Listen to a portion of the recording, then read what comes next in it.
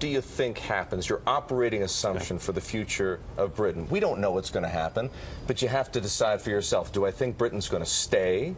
In other words, not respect the mandate of the referendum, maybe kind of muddle through with Europe, or perhaps there'll be something more disorderly? My own view is that it's unlikely that Britain will actually exit, because when it becomes clear that the terms of the exit are so expensive, not only because the EU is demanding expensive terms, but also the consequences of leaving are so significant that I think the next Prime Minister of England will probably not invoke Article 50. In my view, this will take maybe a year or two to play itself out, but in my view, the consequences will be too severe. For example, if Scotland has a vote to exit, Scotland has the North Sea oil, Scotland has the nuclear submarine bases, and Scotland is a very important part of the UK. If they were to exit, it would not be a good thing for Britain. And then surely Northern Ireland would want to follow suit. Absolutely. So, not so Great Britain any longer. Remember, it'd be Little Britain. 52-48 vote. Democracy doesn't say that whenever you have a majority, that absolutely requires you to do something.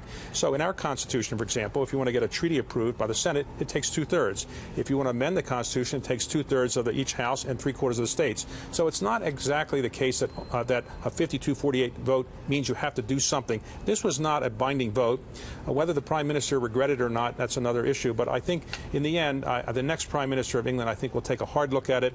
They'll assess the terms. My own view, obviously not based on inside information, my own view and based on general knowledge is it's unlikely that Britain will actually exit in 1 or 2 years. It may negotiate for a while, but in the end, I think the terms are going to be too expensive. Many people are hopeful, David, that you're right. But let's, for argument's sake, say that you're wrong and Britain does leave I have been the wrong EU. before in my life, yes. Would that make Carlyle inclined to do less business or reduce its presence in the UK or Europe, for that matter? The devil is always in the details. So what are the terms of the exit? We don't know. They're probably going to be expensive.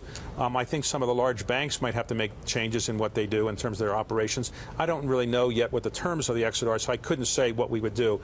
But I'm reasonably optimistic that Britain will in the end come to its senses, or the government leaders will come to their senses and recognize that a Brexit is not in anybody's interests.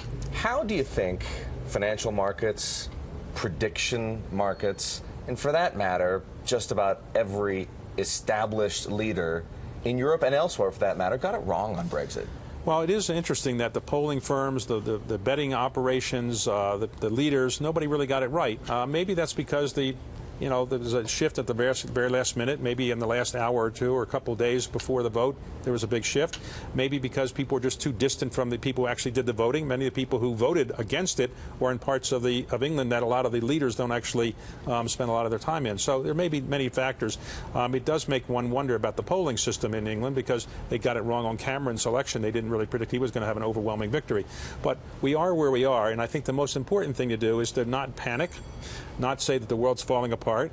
The world will survive this. This is not something that's going to happen overnight and all of a sudden have a calamity. It's going to take a long time before we know what the consequences are. And I think already we've seen a rebound in the market. The markets are coming back a bit. They're not back to where they were, but they're coming back a bit as people realize it's a long-term operation before we know what's going on. Does it make you, David, do anything differently as the co-CEO of Carlyle, or the firm do anything differently, because the uncertainty that we've been living with already now seems to be deeper and maybe more prolonged? And that can create challenges as an asset manager, but opportunities as well. There's no doubt that there's probably going to be a slowdown in the UK economy, and we have to take that into account as we look at companies we want to buy there. We have to assume that the economy is going to grow at a lower rate, and perhaps it makes some difference in financing things. We don't know yet.